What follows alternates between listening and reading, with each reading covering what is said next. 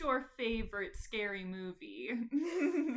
Welcome to the Hyperfixated Fan. I'm Hunter. I'm Rachel. And today we're talking about Scream. The whole Scream franchise. The entire franchise. All 6 movies. Welcome to Spooky Month. Oh, and to be fair, I did realize today, there is also a Scream show. We will not be touching on that. No, isn't it like MTV? Yeah, but it is still Scream. Yeah. But I think it was MTV. Yeah, I think now it's Netflix. I know nothing about it. I did watch the first season a very long time ago, and I remember enjoying it, but I could not possibly tell you anything about it. I forgot it. Well, if y'all know about the show, let us know, because we're not talking about it. Yeah, this is purely the movies. The movie franchise. Yes, so we'll go through all of them. Yeah. Because we just did a whole rewatch on all of them.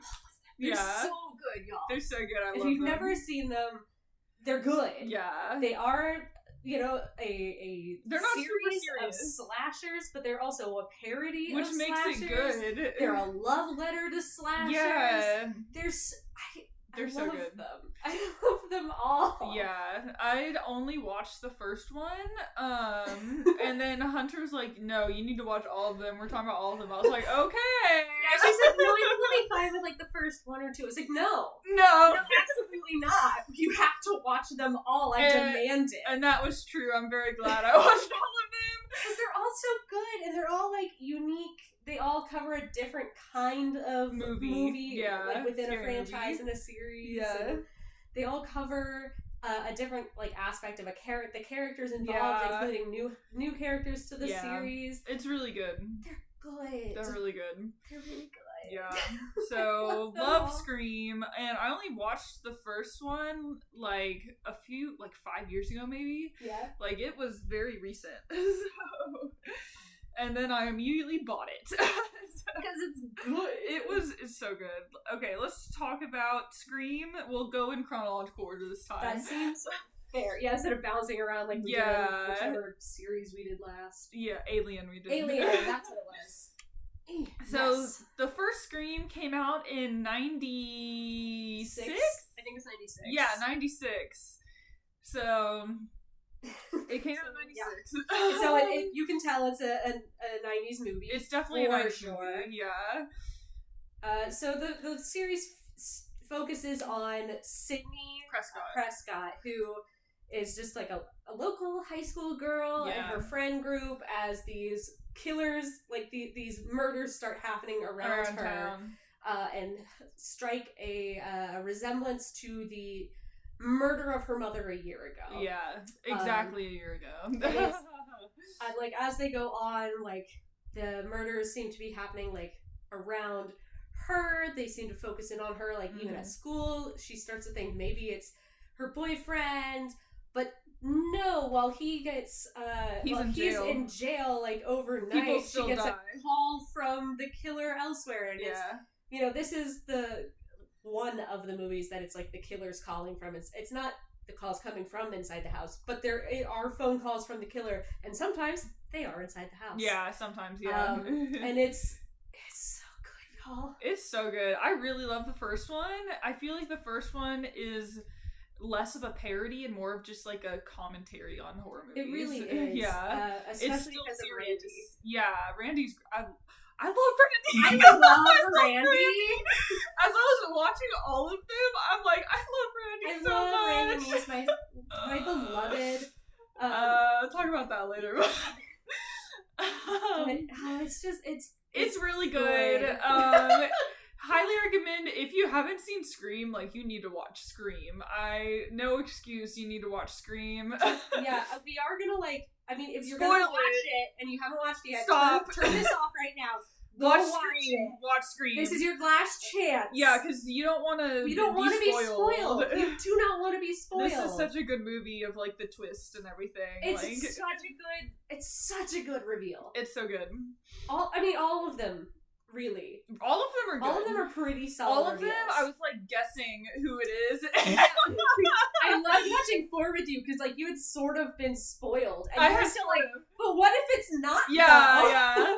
I definitely got spoiled with 5 or 6. I got Yes, spoiled with 6 because I went on Tumblr to look at like stuff about the Sam. certain characters' backgrounds. Because I liked 5 so much, I was like, I end. need content, and then I got spoiled. I'm still girl. It was a Anyway, mistake. we're still on movie 1. But please, like, pause if you haven't Yeah. seen the first This one. is truly last warning. Because now I'm immediately gonna dive into like the killers because like. Oh my god, Billy and Stu, holy shit. Billy and Stu! They go absolutely buck wild in the reveal scene, and I love them so much. I love them so much. They're so iconic. Like, and I was noticing this as I watched all of them. They literally like, haunt the whole franchise. They haunt the narrative. They do, They absolutely. haunt it so much. Just because, like, they're so iconic, and it started with them, and, like, they inspire people like in a horrible way, but it's like everyone wants they to be always the next Billy. talk about them in like every movie. Everyone wants to be the next Billy. There's always talk about bringing Stu back. Yeah. For like every movie. Matthew Lillard is like involved quite frequently with the movies. Like they truly are involved. Like they are all the time. I saw a recent interview both of them did about it, and it was really sweet. One of my favorite things. I'm pulling it up because this is like actually a quote. Matthew Lillard talking about that like final scene where it's just like Billy and Stu going crazy in the kitchen. Yeah, and it's just he's talking about just that whole scene and like the vibes of it all. And so he goes, good. It's us completely losing our minds. I mean, that whole last sequence is us on a 10 and chewing scenery like no one's business. The idea that Wes Craven sat behind the monitor and was like, this is great. We were crazy. If I ever saw somebody do that on a set, I'd be like, dude, bring it down 58%. And it's like, that's exactly what it is. Both of them are just going like whole hog, like it's great, absolutely crazy on that set, and it's perfect. It's perfect because it's so perfect. That scene is like so good. It's like one of the best parts of the movie. It's so good. Well, I want to go like talk about all the movie, and then we can get back to that scene. Yeah, sorry, I didn't want to forget that I had that quote saved on my phone. The first few... Okay, so the first scene, it opens with Drew Barrymore. It does! And at this point... Top-billing Drew Barrymore. Yeah, like, she is a famous actress. Like, everyone is like, okay, like... Painting her face. Like, okay, Drew Barrymore's gonna be the main character of this movie. No, she dies in, like, 5 minutes. Yep. So then everyone's like, oh, what's gonna happen now? I think I saw... Now, again, I read a lot of the trivia today just to gather some extra notes. And most of the time when I do that, I'm doing it off of IMDb, which is not always reliable. So take this with a grain of salt. But I read that was her idea. Yeah. That when they were casting it, she was like, you know what'd be funny? If I just die, like, first. Yeah. And, like, they already, they had the role already set up to, like, die early. But they're like, what if we keep me at top billing? Yeah. And I just fucking die. Yeah. Because it's very much like what they did in Psycho, and then what they do in what's the other thing? McKenna and I were just talking about it. But there's another movie that does that. It doesn't matter. But it's if you kill off your main star, right at the top, it means anyone can die. Yeah, anyone can die. Anything can happen. No one is safe. Yeah, like that really sets in the tone of like this is a horror movie. Oh, it was Game of Thrones. Ned Stark. Oh, for sure. Because we've been doing a rewatch. That shook everyone. Yeah, everyone was like, "Wait, no, you can't do that." It's like, "Well, yes, I can." Yeah. And now no one is safe. Yeah. And truly, no one was. Anyway, that was crazy. It's a great opening. It is. I really like that scene. It's great. And you get the classic like, what's your favorite scary movie? And then like the horror movie trivia that they do. Yep. Which I have a little bone to pick with whichever boy was on the phone.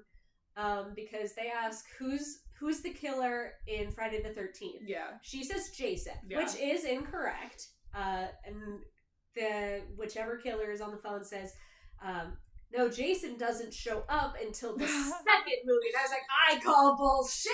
He showed up at the end. Show up at the end. It's possibly a dream sequence, but he leaps out of the lake and drags her into the water. Yeah, and that is Jason. Yeah, at the very end. I mean, that's not gonna save her life because she still got the answer wrong. Yeah, but like, I just you're such horror movie. It was probably Stu because Stu is like not as big as a horror fan as Billy. He's just in it for the fun of it. Yeah, so he's in it for Billy. Probably.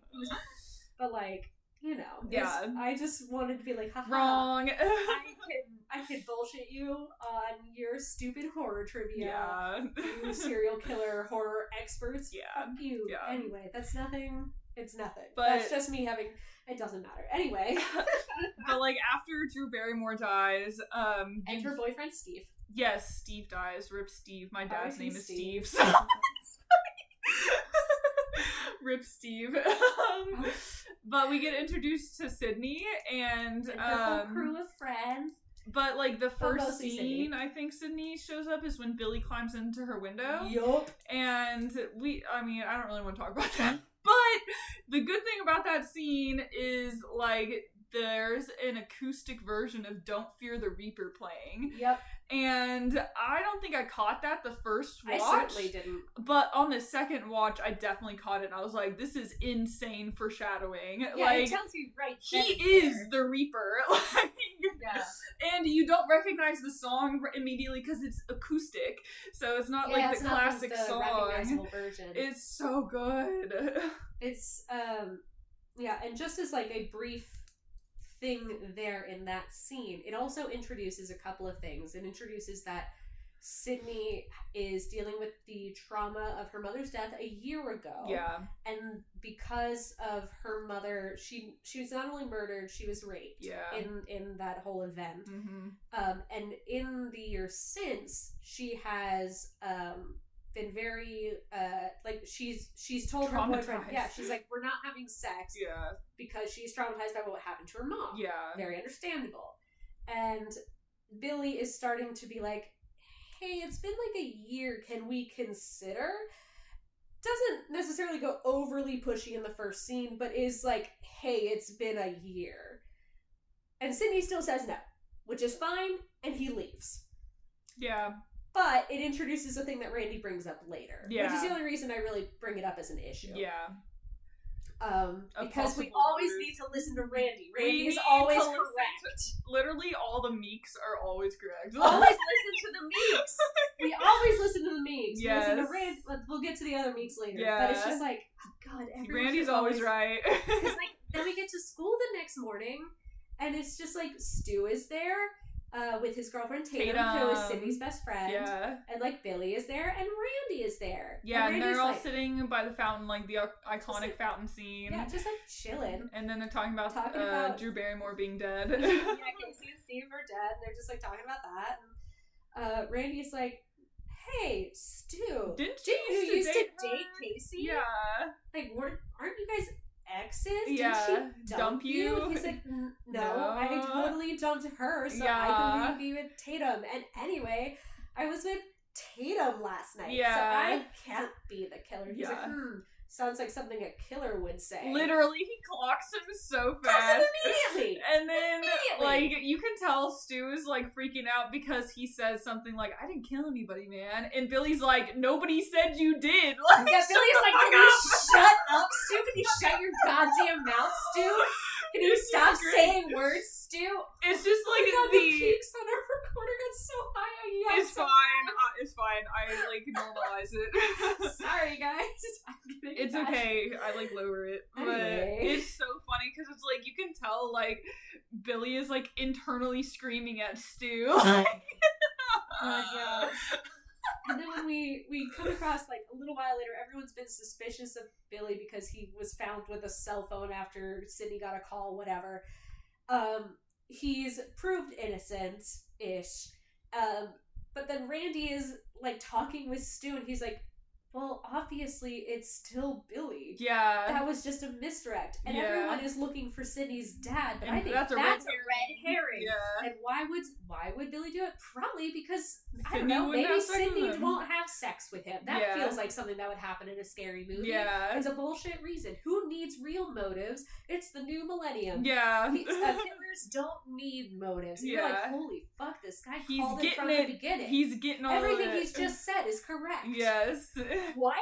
It's great. It's so good. And then when, like, he, like, backs up into Billy, and Billy is like, yo, what's up? And it's just like, hi, I heard you talking. And it's like, hi, Billy. It's like, what were you and saying? then, like, so it's like, before Billy was there, like, Stu and Randy were talking, and they were, like, friendly, but, like, the moment Billy shows up, like, Stu is, like, on Billy's side. Like, you can tell, like, it's completely, like, flipped. Like, he, like, puts his shoulders on Randy to kind of, like, keep him there. It's, like, in front of Billy, and I don't know, it's just, like, the like, underpinnings of that is really good. It's so interesting. And then it's so funny because when Billy leaves, Randy looks at Stu, and he's like, are you telling me that's not a killer?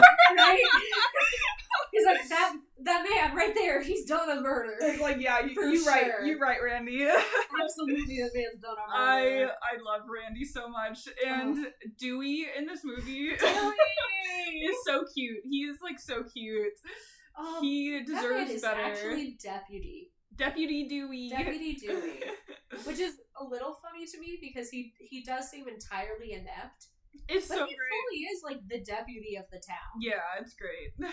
Which, like, good for him. Good for him. Good for him. And I love that for him. There was this one scene that I thought was so fucking funny, and it was, like, him and the sheriff are, like, talking about the murders or whatever. The sheriff's, like, smoking a cigarette, like, being all serious, and Dewey's just eating ice cream. Yeah, instead of smoking, he's got his little ice cream cone. He's eating ice cream! It's so good. It's so funny! It's so funny. Fun fact about that scene, at one point you see the sheriff's shoes.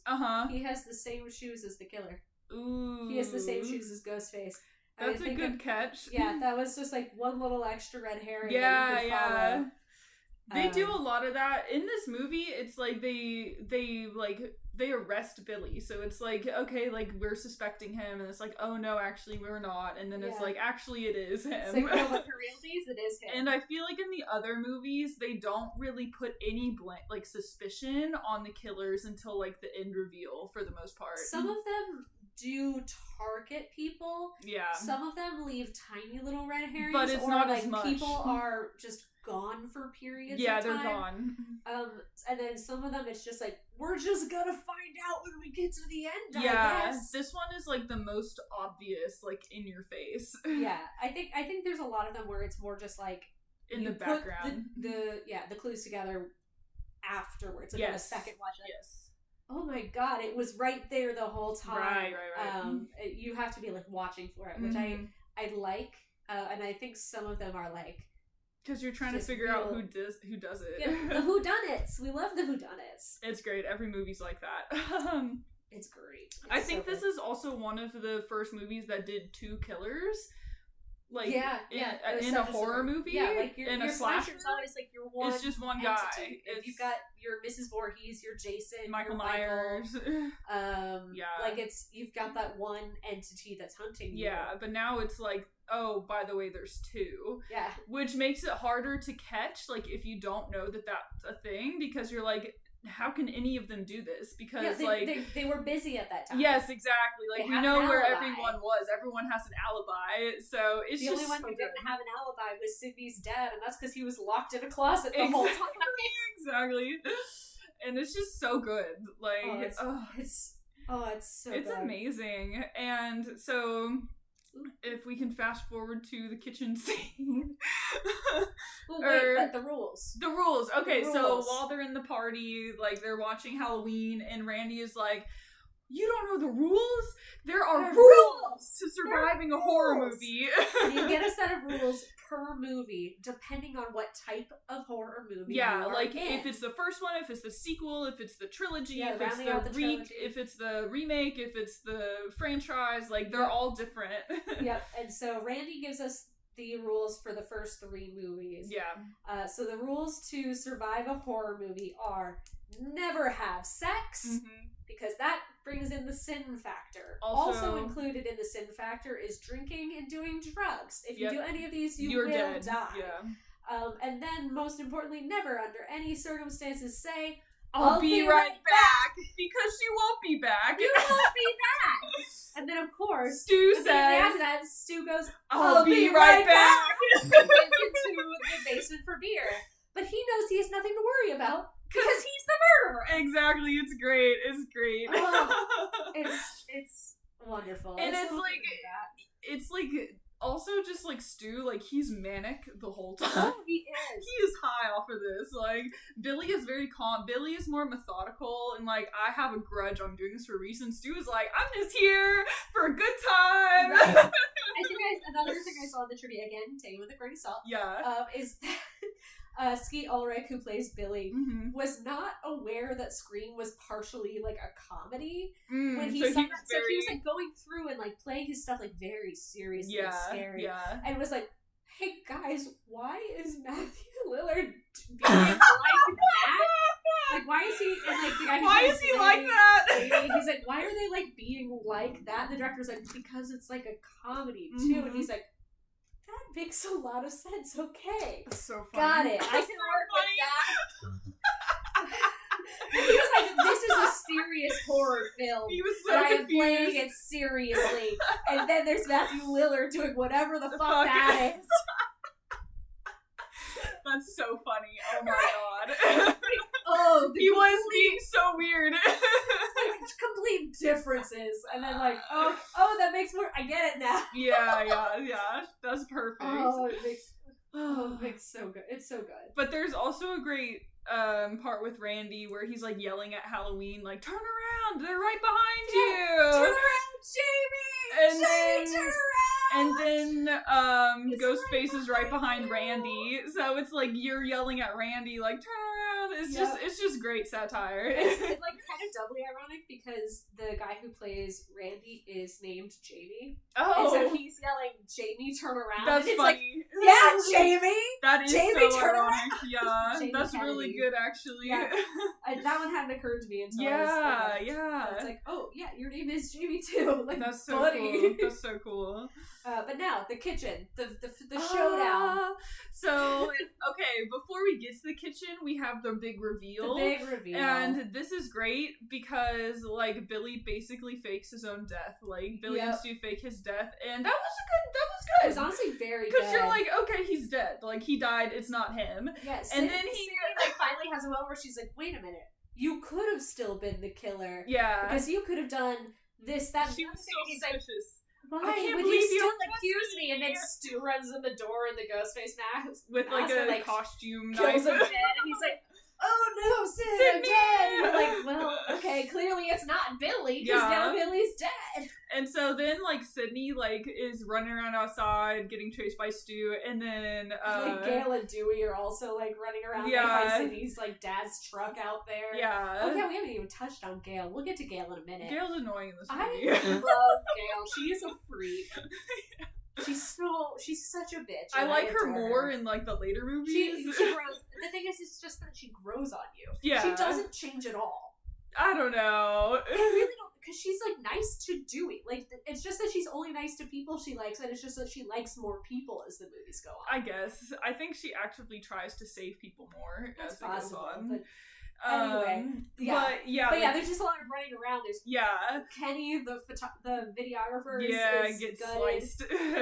not gutted, his neck gets slit. Yeah. He dies. Yeah. All these characters that aren't relevant to the main plot. Yeah, but then, like, Sydney, like, closes this door because, like, both Randy and Stu are coming at her, and she's like, I don't know who is they're both, killer. like, accusing the other. So she's like, I'm gonna close the door and lock it. She's and like, then, but that's y'all's problem. I don't trust either of you. And then fucking Billy rolls down the stairs. He's like, Sid, I'm not dead yet. And, like what? Falls like, down how are the you stairs. not dead yet, my dude? But that's so funny, honestly. I mean, the dedication to his craft. Yeah. I can appreciate that. Yeah, and then the best reveal is, like,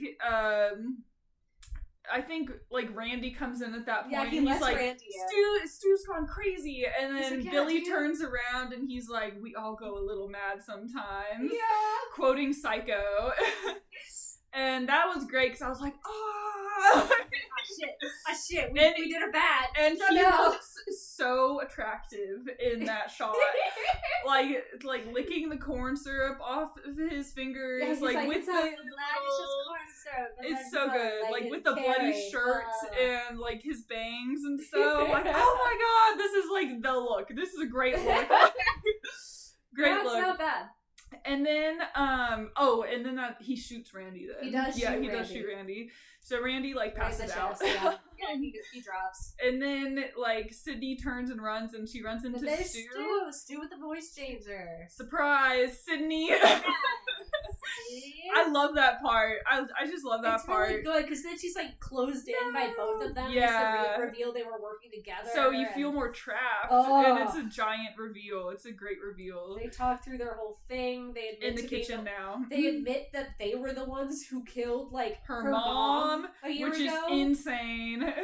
And it's like they did it because she slept with Billy's dad. Yeah. And because of that, his mom left. Yeah. And instead of being like, wow, my dad sucks. He's like, I'm gonna blaming stay super the close women and love my dad and just blame Sydney? Yeah, that's ridiculous. And that's what I'm gonna do here, I guess. Yeah. That's a rational response. God. Well, we kind of find out later that he was a bit, like, influenced in that specific direction. I mean... But still. Yeah. Whatever. But he made his own choices. He did. You are responsible for your choices, so... Like... It's like a motive, and he just has a lot of mommy issues, okay? Billy has so many mommy issues. And he does murder about them. Yeah, definitely. And it's so good. The scene, they're like, both him and Stu are like covered in blood. And the one shot that made me watch Scream is like the one where Stu's head is like on Billy's shoulder. Yes, and he's like wrapped around him. Yes. And he like kind of looks at him too, and then looks back at Sydney like really close. I was like, oh, is this movie gay? Like, is this a gay horror movie? No one said anything officially, but like it's pretty gay. Is like Stu. It's pretty like subtext. Stu is got something going on. Yeah, and Billy, I don't think so, but Stu's got something going on there. And the writer, I think, is Kevin Williamson. Is he the writer or is he the director? I think the director is Wes Craven. Yes. So yes, Wes Craven's the director. He was a part of all of 1 through 4. Yeah. Yes. So Kevin Williamson is involved somehow in the first movie, and he's gay. So it's if he wrote that and like, you know, kind of directed them a little bit too, like he had a little bit of that sprinkle in there, which I appreciate. I think that a lot of Stu's behavior and mannerisms and stuff were truly improv and ad-libbed by Matthew Lillard. Which is great. Yeah. Honestly, a lot of his lines were also ad-libbed. It's great. I love it. Like, Matthew Lillard did a great job. He did phenomenally. He did a great job. I do know that the, I always had a thing for you, Sid. Yeah. And her, like, in your dreams response. Yeah. That was ad-libbed by both of them. That nice. They did good. They did good. Also, my mom and dad are going to be so mad at me. I love it! My mom and dad are going to be so mad at me! It's so genuine. He did great. Like, did you really call the cops? What do you think? My mom and dad are going to be so mad at me. It's amazing. It's so good. It's amazing. He's like covered in blood halfway to passing out. He's almost dying. That is what he's worried about. It's so great. And honestly, I appreciate that. I really love it. Of all the things that, like, because he is so much larger than life, I think, it humanizes him. That grounds him. Yeah, for me. it's great. This psychopathic, like, teen murderer. But you're still a teenager. But you're scared of your parents. Yeah, exactly. There's blood all over your kitchen, yeah, my boy. It's great. And did you also get from the trivia that, like, when he, like, Billy, like, was giving the phone back to him and, like, threw it at him and, like, it hit his head? Did you hear about this? It was, like, an accident. Yeah. Yeah. Because it's, like, they were just covered in blood, so the phone, like, slipped out of his hand and it hit, Matthew Lillard, and his reaction of, like, no. Like, I don't know what he said, like, you hit me with the phone, you dick, or something. Like, that was completely, like, out of character, like... I feel like so much of that very, scene was genuine. Just them just, like, truly just going at it. It's great. Just, like, they hit their points, but the rest of it was just, like, what happens. Yeah, they were really in it. They just, like, really had their characters down, and Wes Craven was just, like, go for it. Look at them go. It was great. Wind them up and watch them go. It's great, honestly. It was honestly so wonderful. It's so great, and I mean, like, when I first watched it, like I said, I was, like, questioning, like, is this gay? Like, what's happening? It's a little. It's certainly and then when Stu said something about, like, sorry, Billy, I was a little zealous there. I thought he said, like, the first time I watched it, I thought he said, sorry, Billy, I got a little jealous there. I was like, oh, okay. With his revenge stab. Oh, okay, so, like...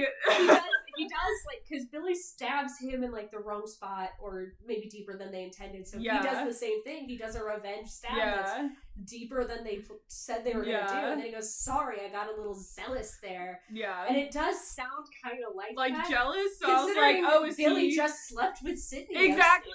It's like, oh, okay. This is happening. Y'all are, like, he just stabbed you deeper than he said he would. Also, you guys are mutually stabbing each other. Right, that's something inherently homoerotic. Definitely. So, like, definitely. Absolutely, there's something going on. Even if it is, like, one-sided. I don't know. I think it's, like, anything. It's, like, what's it called? Requited, just because, like, Billy could have done this by himself. He could have. I personally don't think Billy has anything for Stu, except in that, like, he was using Stu as, one, an extra set of hands, two, someone that if things went wrong, he could put the blame on. That makes sense. That's my read on things. I think I like to be romantic. That's fair. Yeah. Like, I can see where the reading is on that. My personal take is he's just, like, so focused on his own bullshit that he just does not care, and he sees that Stu is easy to, like, pull the strings on. So my read on it, to, like, go in depth on it, is, like, I think Stu is definitely, like, gone for Billy. Oh, for sure. Like, everyone can agree on that, but, like, I do think Billy has feelings for Stu, but he is, like, repressing them. That's fair. Because especially in the second movie, Randy, who we all know Randy's right about everything. Randy's right about everything. He literally says, like, when he, like, almost is about to die, he's, like, talking on the phone to, like, Billy's mom. He's like, I wrote it down because it's a direct quote. I think I wrote this down. Maybe I didn't. Oh, yeah. He said, he called Billy a, quote, homo-repressed mama's boy. That's fair. So Randy's right. He did call him that. And then that's when Billy's mom, like, kills him. Yeah. But I just love, like, I got Randy on my side. Like, I can read it that way. It's like, you just, like, he doesn't have, like, Billy doesn't have anyone else in his life that he can share any of this with. Yeah, it's just Stu. Just Stu, like, knows everything, and I feel like there's his dad about anything. That's for sure. His dad's the sheriff. Yeah, so I think there's definitely, like, some feelings there, but he's just like, I don't want to deal with that because I'm gonna kill people. I'd rather kill people than admit I'm gay. Yeah, it's like men will do anything except go to therapy. God, for real. Yeah, so I just talk about that a little bit, but regardless, like, I love this movie. I love that kitchen scene. Just, like, good. It's so fun. Good. One thing I appreciate about this series, and you do see it right off bat in the first movie, is that your final girl, Sydney, and any of the survivors, there is no hesitation in them to, one, fight back, two, murder the killers back. Yeah, it's awesome. Sydney just, like, fucking stabs Billy with an umbrella, and then, like, there is more stabbing, there is shooting. They do not hesitate to kill them. And that's in all the movies. And, like, follow up and make sure there's no coming back. Yeah. And I love it. I love that too, because a lot of times, like, in some movies, it's like, oh, we can only kill them if it's self-defense or, like, active self-defense. So and even I then, can't like, be as bad as they are. yeah, it's like, but yes, it's like, come on, like, yeah, you're protecting yourself. They're gonna be crazy. They're not gonna stop. And honestly, it kind of just builds until, like, the protecting yourself and, like, even the, like, no, I'm preventing them from doing more harm. Yeah. Becomes, I do believe in 6, one of the killers gets stabbed 43 times. Yeah. Which is delightful. There's definitely a reason for that. Yeah, we'll get to that. Oh god, we are 34 minutes in and we're still on movie 1? That's okay. This will be a long I might have to split this up into 2 parts.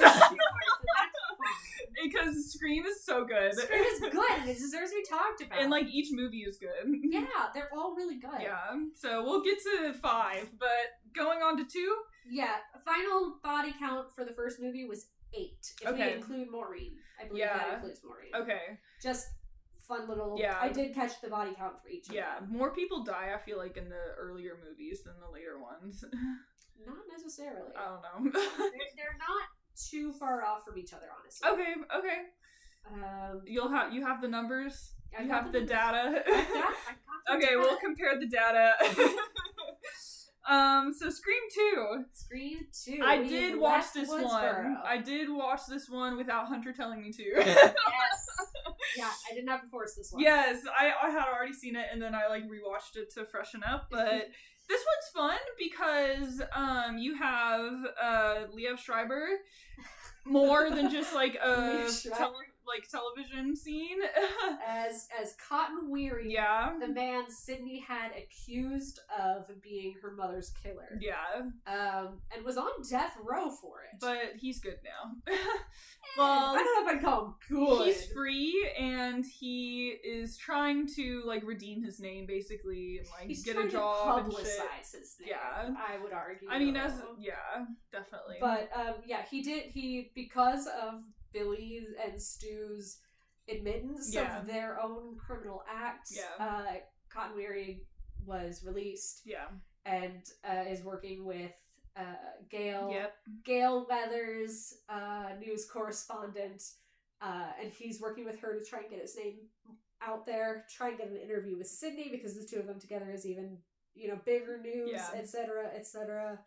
We're off with Sydney at college. Yes, which is fun. She and Randy are going to the same school. Yes. Survivors gotta stick together. Gotta stick together. Gail is still, I think, working at News in Woodsboro? I don't know. I don't remember where she's technically stationed.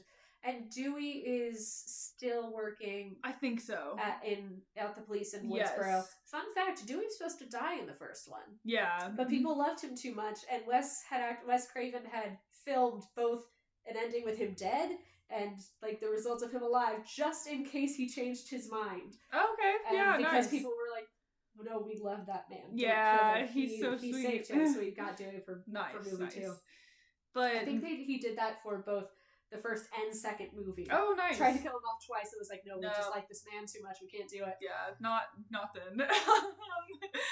But the second movie is also the introduction of Stab. The Stab movies. Which is like, this adds on to the extra layer of satire and parody in these movies. It's essentially the Scream movies, but in universe. And now it's based on Gail's books that wrote about the experience they had in Woodsboro. And the Stab movies are now a part of every movie. Like, it's mentioned in every movie now. They're so funny. So it's a bit more comedic now. Well, because the first kills, Maureen and her boyfriend Phil Stevens, happen at a movie showing. The premiere of Stab 1, where everyone is given ghost face masks and, like, and very plastic rowdy knives and costumes or whatever. Yeah. And they're at the theater. He gets murdered in the bathroom. She gets murdered right there in the theater with people all around her. Yeah. and like stumbles up onto the little stage in front of the screen, screaming and gushing blood, and that's what. It's only once she's like collapses on that stage that people realize, oh, that's a real murder. Yeah, it was great. It's great. Like, we love when you think you're safe and nothing can happen to you, but it's actually like, no, it can still happen. Like, that's really scary. Yeah. One thing I truly loved about that scene, besides the everything about it, was that Maureen on the way in has this like wonderful like talk with her boyfriend about like black people in horror and the history of people of color in horror and how it's like traditionally like a very white genre, and like we get through a very good chunk of this like very insightful speech, and then both of this black couple are immediately murdered, kind of proving the point. Yeah, exactly. But then of course once we like meet Sid, we also meet her roommate Hallie, who is also black, and Joel joins the cast, who is also black. And then as this series goes on, we introduce other people of color into the like core cast. Yeah.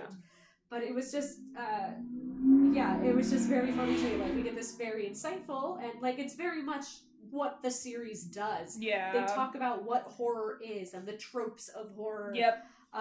To one, defy them, and then also see them play out as we expect them to play out. So we get this, you know, this black couple who is, we need to see more black people in horror, and then they're immediately killed. But it's like, but also we are acknowledging this is a problem and going to introduce black people into our cast who are going to be relevant and part of the plot and very involved. Yeah, it's good. One of whom does die, but the other one does survive. Joel makes it to the end. Which one is Joel? He's the cameraman. Oh, the cameraman. Okay, yeah. He's Gail's cameraman. Yes. Because he is intelligent, and after he sees Randy get murdered in his van, he's like, fuck it, I'm out. And then she comes back at the end. He's like, okay, now that the murder is done, I'm here. And Maureen makes it not Maureen, the roommate. The roommate, Hallie makes it pretty far. Yeah, she does. So, you know, it's embracing even the like problematic tropes in a jokey way to then try to confront them in a more progressive way. Yeah. Also, baby Timothy Oliphant is in this. He is. There's a lot of babies in this. I mean, like Liev Schreiber and who else is in this movie? God, they had a handful, especially in the frat party / cocktail mixer or whatever in the sorority house. They had a handful of scream queens from other like fucking Sarah Michelle Gellar is in this movie. Yes, Buffy. It's like girl Buffy. She is famous. We love her. She played Cece. This is like Buffy time. She played Cece, the sober sister. Yeah. Who does get murdered very quickly. Yeah, but it was nice to see her. It was nice to see her, and then one of the other sisters was in Urban Legend. Oh, I've never seen that. I watched it semi-recently, actually. Okay. Just, I've been in such Rachel knows this. I've been in such a horror kick for like the past few months. So I've been binging a lot of good, bad, and classic horror. Nice. It's of all sorts of levels of interest. But, she was in the first Urban Legend movie. Nice. And I almost would not have necessarily recognized her, but she has, like, this... She was the one sister that kept talking to Hallie that had the, like, big old curls. Okay. Was mostly how I recognized her, because I was like, I know that hairstyle. Yeah. I know those curls. Yeah. Very recognizable hair. But, lots of kind of scream queens and horror. But they do that in a lot of the movies. Yeah. They bring in people tied to other horror franchises. Recognizable people. Also just recognizable people. Definitely. Timothy Oliphant. It's great. He's great. He's one of our... He's like crazy. He's one of our ghost faces. Yep. And then the other one is... Billy's mom. Debbie... Loomis. What was the last name that she... Because her name's not actually Debbie. She's Debbie something, which is the name she gives Gail when she's like, I'm just a reporter just like you, and you're great. Oh, yeah. And then her name is actually, we don't get this confirmed Nancy? until the fifth or sixth one, yeah. but it's Nancy Loomis. I think it's the sixth one, because I remember hearing that. I was like, oh, okay, that's what her name is. Yeah, and we technically don't know her name because she probably doesn't go by Loomis anymore. Yeah. So we don't actually know her maiden name. Yeah. But Nancy Loomis, but she goes by Debbie something. Billy's mom. And she's just, like, always kind of there being a bitch to Gail. Yeah. To be fair, Gail is also a bitch to her. Yeah. As Gail is. As Gail is, and that's why we love her. She's wonderful. Yeah. But yeah, it's... But she was like such a throwaway character. You're like, oh, this is just some random person. Like, yeah, the first time I watched it, when she walked out onto like the stage with what? Mickey, I was like, who are you? Yeah. Have you been in this movie at all? Yeah. Do I know you? And then Sydney was like, Mrs. Loomis? What? Yeah. On a rewatch, I was like, oh my god, she's literally everywhere. Yeah, she's in like a lot. every scene. She's just in the background. She's just in the background where like only talks to Gail. Yeah, and so exactly. it just like didn't register as anyone important to me. Yeah, it's great. It's a good just, reveal.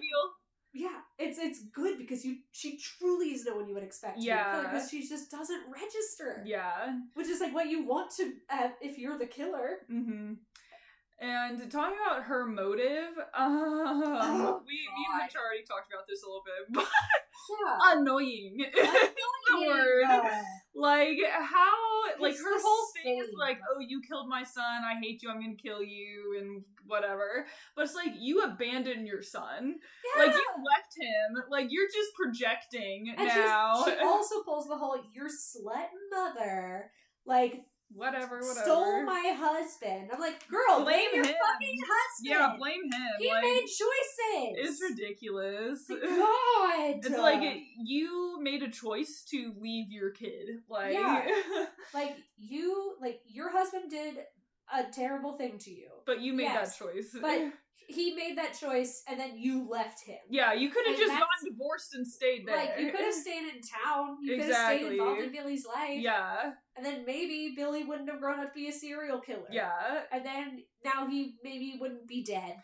I don't know. So honestly, like, I feel like it's like you can't like assign responsibility to her for Billy's murders, but you are responsible for your own murders. So it's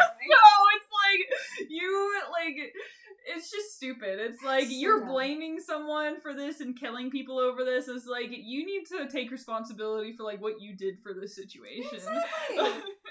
And then honestly, Mickey's motive I think is so funny. Yeah. Because he's just like, I want to get caught for doing these murders. And I want to be on trial. So that I can go on trial and tell them that this whole philosophical thing. This whole philosophical thing. And we'll see if they can convict me on that. Because that's funny. Yeah. Which is honestly just hilarious. Yeah, it's like, alright, bro. Like, alright, sure, bud. You did the murder, so they're definitely gonna convict you. Yeah. Like, I don't know what you can't blame anyone else for that, but it's so funny. He's funny. They did make Derek out to, like, they did make him look very suspicious. They made him out to be potentially suspicious. Yeah, and, like, watching it again, knowing that he didn't do anything, I actually really like Derek. He's so great! I really like Derek. He was like, when she was like, look, I need you to get away from me. Yeah. Because, like, I don't want to see you hurt. And also, he was potentially, like, I'm a little suspicious. He was just like, that makes me sad. But I understand. And I am gonna step back. And then he's like, I do love you, though, and I want to give you my Greek letters so that you know that I do actually care about you, and I don't want to be away from you, but I understand the stress. And like, I love him, actually. And, like, it's like, I think the day after she tells him, like, stay away from me a little bit, and he's, like, all sad, and then he, like, jumps on the table and starts, like, singing a love song to her, and I'm like, I love this man. This is the best man. And then she wears his letters. And Like, they clearly felt so much for each other. Yeah. And I think it's really good. He was a good dude. He was really sweet. I liked him. I liked him too. And then we have, like, Cotton Weary, who is also, like, hella sketch. But somehow he's not the killer. He's just greedy. He's greedy. He's, like, predatory. He, like, isolates her when she's weird. Like, pulls her into that one corner of the library and, like, cages her in and is like, you're gonna get on this interview show with me, Sydney, or I'm not letting you leave this little corner. And you're like, there's literally a murderer after her now? What made you think this was a good idea? I fucking hate Cotton Weary. He's a bit annoying for sure. He's the worst. Yeah. But he is not a murderer. No. So he's just a skeezy ass man. He definitely is. Who needs to leave. Yeah. Ugh, yeah. Shout out to Randy in this movie. Randy! Talk about Randy a little bit more. So when I was about to watch this, I was like, oh, I need to watch the second one again. Hunter was like, Randy is a leprechaun in this. He is! He's a very tall leprechaun. And I could see it. Like, he's very tall and thin, and he has more ginger hair now. His hair it's more is much obvious. redder, and his ears look really pointy. And he's got like a goatee. Yeah. So it's like he just funny. looks like a leprechaun. It's funny. I like his goatee. I mean, it's not a bad look on him. And he is taller. He's like, very good tall. for him. He thinned out. Yeah. I love Randy so much. I love him. And I was paying attention, like, when he was talking to Dewey about, like, oh, who could it be? The first person he says is Mickey. The first person he says is Mickey. And I was like, damn, you got it immediately. Always like, trust Randy. Always trust Randy. And then he goes through everyone else it could be. I'm like, he got it first. Yeah. Yep. I like the part where he's like, but then that also means I could be the killer. So we're not gonna think about that. Like, no, let's revisit that. He goes, well, hey, if I could be the killer, then you could be the killer. And he's like, okay, we move on then. Wow, let's go.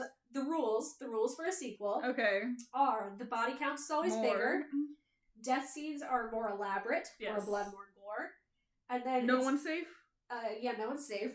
The third one technically gets cut off in the movie, so he just says, if you want your films to become a successful franchise, never ever, and then it gets cut off. Yeah, he does. Yeah, but you do it is set, or you do see it in like a teaser trailer somewhere.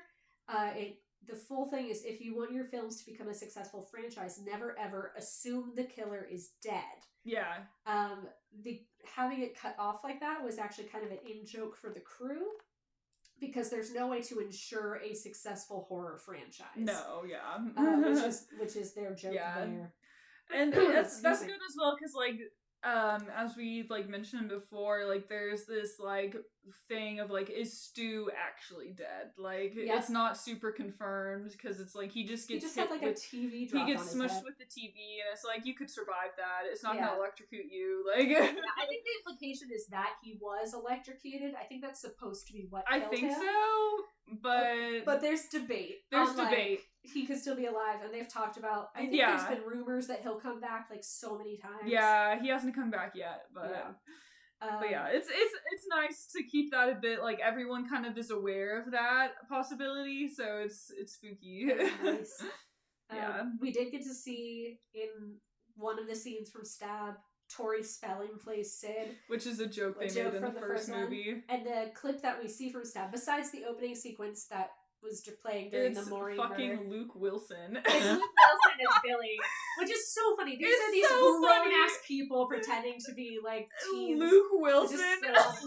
Like, we know that, like, adults play teens for high school shows all the time. It's just but funny. This was ridiculous. Yeah. But I do love that the scene they picked to do was the conversation between Sid and Billy in the about, hallway. like, you know, like, I think you need to get over the trauma of your mom. Like, my mom left. Oh, yeah. You know, when my dad, you know, like, whatever, because my dad cheated, so my mom left. So it's just this poignant little, reminder. Like, this is a funny, silly scene, but it also reminds you, hey, Billy had a mom who left. Yeah, that's good. And has this family connection, so it sets up Mrs. Loomis at the end. It does. That's good, because I didn't even notice that. Yeah, I think that's such a great It is detail. Good. It is really good.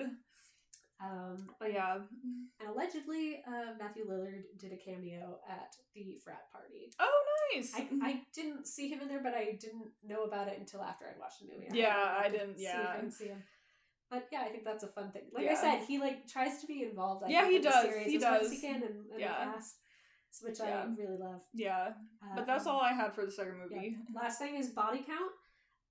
If you count Casey in the stab Casey, no, it's 11. If you only count like actual people in the movie, it's 10. Okay, 10. Yeah. So body count of 10 for the second one, which is 2 more than the first one. Yeah. Which, a sequel rules. Sequel rules. Alright, third one. Third one, we are... It's not back in Woodsboro yet. We are in LA? LA, yeah, Hollywood. Movie. We're at the set of Stab 3. The making of Stab 3. Which is great. Very meta. It is. I love it so much. Yeah. We get to see, like, we get to revisit the sets of, like, Woodsboro. It's crazy. Yeah, it's not a revisit. They did have to remake all those sets. Oh, you Googled that? I did look it up. Nice. Which I think is... I mean, honestly, that they were dedicated enough to do that, I that's love. Cool. But yeah, it's really cool. It's one, getting to see all the houses again and like the Woodsboro without going back to Woodsboro. Again, it's like they're haunting the narrative. Exactly. And even though Randy died in the second one, he still comes back to give us the rules via a tape he made and left with his sister Martha, which I like. Randy, we still get Randy. We still get Randy. I love Randy, and like also his sister. Like it sets her up as a character, and she's the fucking girl from Princess Diaries. Yes, the best friend. Like Anne Hathaway's best friend, and I'm like, oh my god. You were so excited to see immediately. her. I have never seen her in anything else like that I've watched. Such a distinctive look. Yeah, she does, and it was just fun. I was like, oh my god. She's great. Martha is a delight. Yeah. She really only has like 2 scenes through the whole series. Yeah. But she's a delight. There's other famous people in this one. Fucking Patrick Warburton is in this movie. Oh, he is. He's super young. He's so young. Yeah.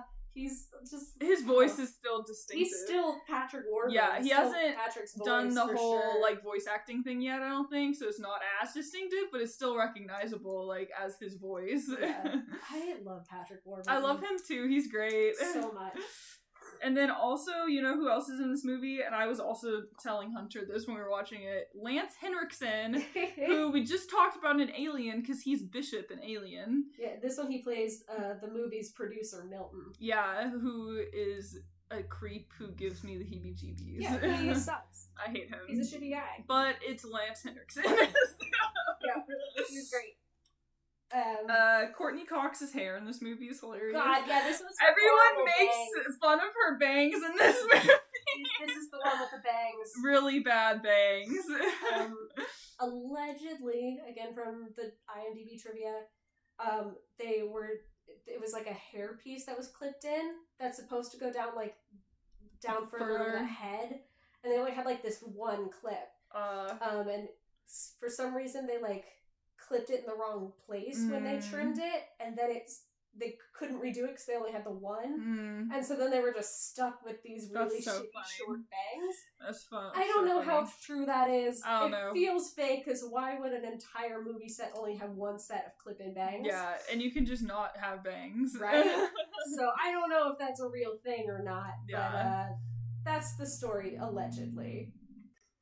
And also with the bangs, I don't know if you've seen this tweet of, like, someone, like, tweeted Courtney Cox, like, oh my gosh, her bangs in the third movie are so bad, and she replies, like, wow, okay. I don't know if that's real, but it's, like, really funny.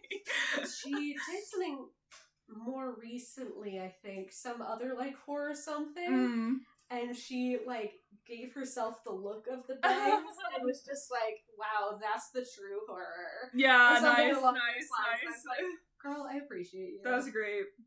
I don't think I said earlier, but apparently Courtney Cox approached the studio about, like, getting the role of Gail, specifically because everyone knew her from Friends. And she was like, I want to play a bitch. That's and fair. No one thinks I can do it. But That's I promise I can. And they were like, we don't think you can. She's like, I can. I can do it. And it took a while of prompting, but eventually she got the role. And they're like, okay, you can play a bitch. You're correct. Yes. And she does it so well. Good for her. Getting some variety. Exactly. I love it. Yeah. But this movie is, like, very comedic to me. Like, it's not serious at all. Yeah, actually, I saw something about why it takes on that more comedic tone. it came out like, or they were working on it kind of shortly after Columbine happened. Oh. And so there was a big movement to tone down the violence and the gore in the movie. Okay. Even to the point there was talk about like not allowing any blood to be shown. And they were like, okay, well, we can't do that. Yeah. But we can like kind of minimize on-screen violence and kind of redirect to a slightly more comedic version of some of the events we have planned. Yeah. So it kind of just went in a funnier direction than the others have just because of current events. Yeah. Which I was like, oh, that's fair. I can see, And I think that's why media is so good, like art, because it's like a reflection of what's going on in real life. Mm-hmm. So it's cool. Yeah, a lot of times you can kind of set you can sense the time something is happening just by like what's happening. Yeah, it's like, okay, this is clearly part of the Scream original trilogy, but it has its own tone compared to the other two. Definitely. And you can use the time to pinpoint exactly why. Yeah. If you look into it. I didn't know that. Bless you. Thanks. But yeah, I thought that was like really interesting. Yes. One of my notes for this movie is Sydney desperately needs therapy. God, does she ever. I feel like she's trying to self-help, you know, her way through it. I'm like, please get some PTSD therapy. Yeah, like she's moved out to the middle of nowhere, lives alone except for a dog. Her dad occasionally comes to visit her. She uses a fake name. Yeah. Has like 8 locks on her door and a security system. She has a security system on her gate to her driveway that can be easily climbed over. Yeah. She has like a job that she has a fake name for as well, which, to be fair, is a job with like a crisis helpline. Yeah.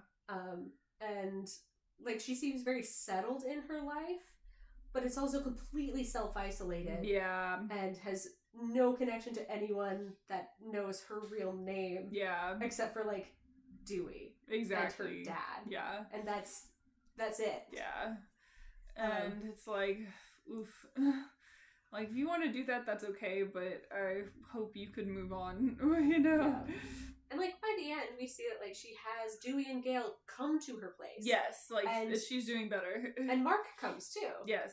Detective Kincaid. Like, she's invited people over, which is, like, very nice. She also walks away from the open door to her house. Yeah, which is kind of stupid. Which is like, I understand the symbolism, but you're gonna let bugs in. Yeah, like, just close the door.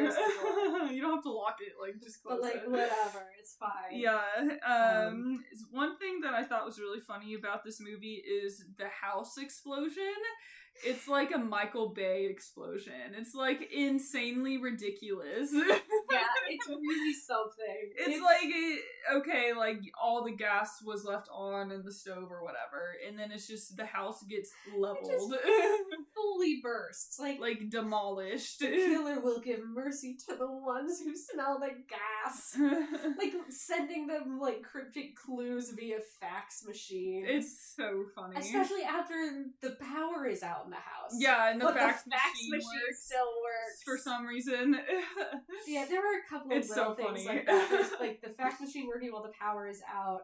The killer has the like voice modulator that can perfectly mimic which makes no sense. We still don't have that technology. Yeah, that was like I think the one thing that like a bunch of fans critiqued at the time. Yeah. Because for the most part, while it's, you know, a bit larger than life as a series in general, it's still like realistic. It's rooted in like realism and it's like these are guys with knives. Like this could happen. Yeah. They just, you know, might not get up as many times from the stab wounds as they do in the movie. But this is like getting kind of sci-fi. Yeah.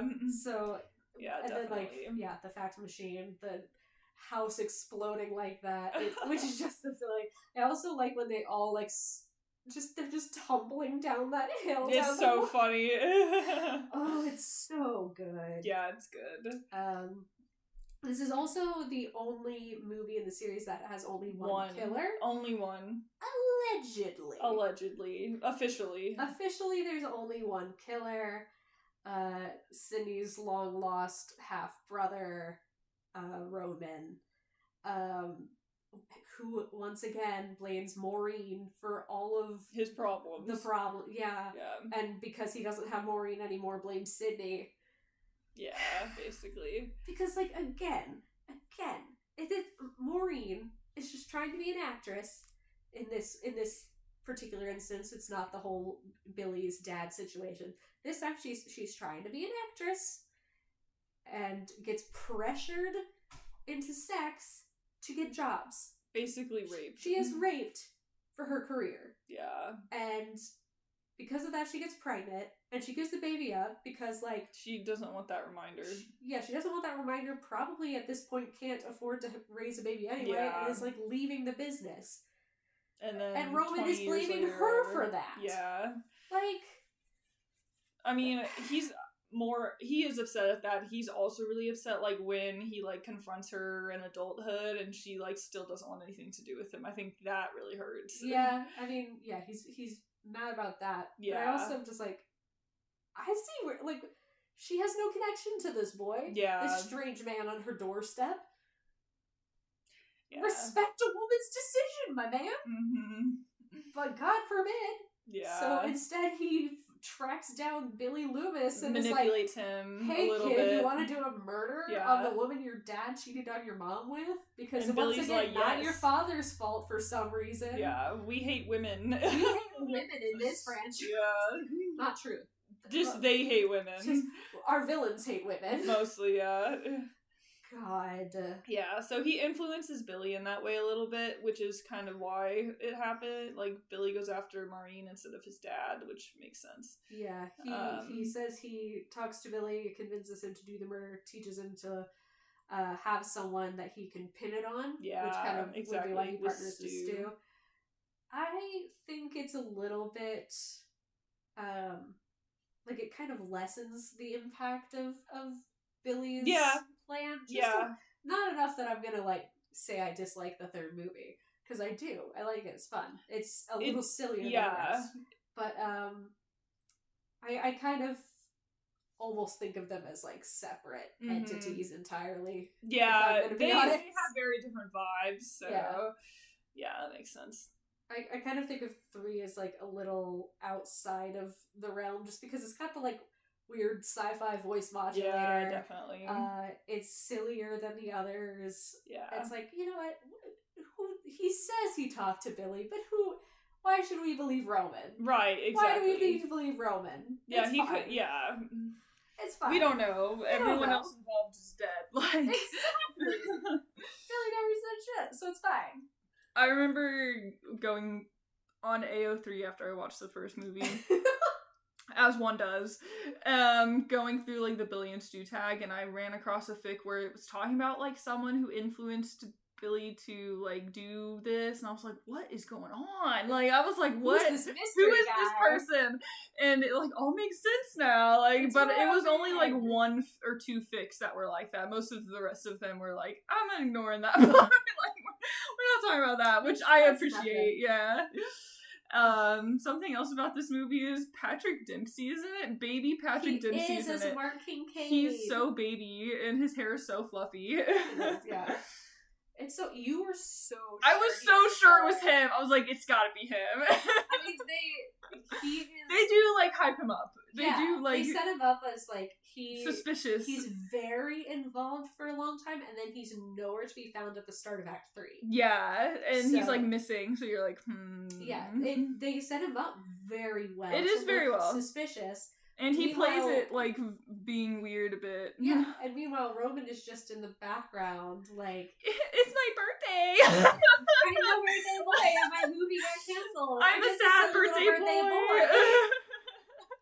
I feel bad for him. I was like, no, it's his birthday. On his birthday. He's gonna die on his birthday. I was like, no, I don't like the patheticness. Makes me so sad. He made this choice. But then it's like, no, he's the one who did it. I was like, okay, we're good. I don't have to feel bad for him anymore. Nope, he did this. I was like, that's honestly, like, really good for me, because I hate feeling, like, pity for people. I really, like, hate it. It's one of the worst feelings. Fair enough. Yeah.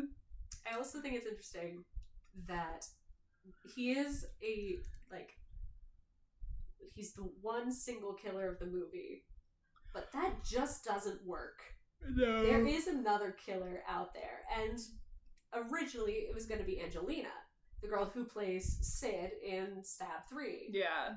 She was going to be Which makes sense. And she's like, yeah, like if you watch it, she's like at the scene very in the bathroom. Yeah. She's like standing That's up on the very toilet holding like a ghost face like stuff. And stuff.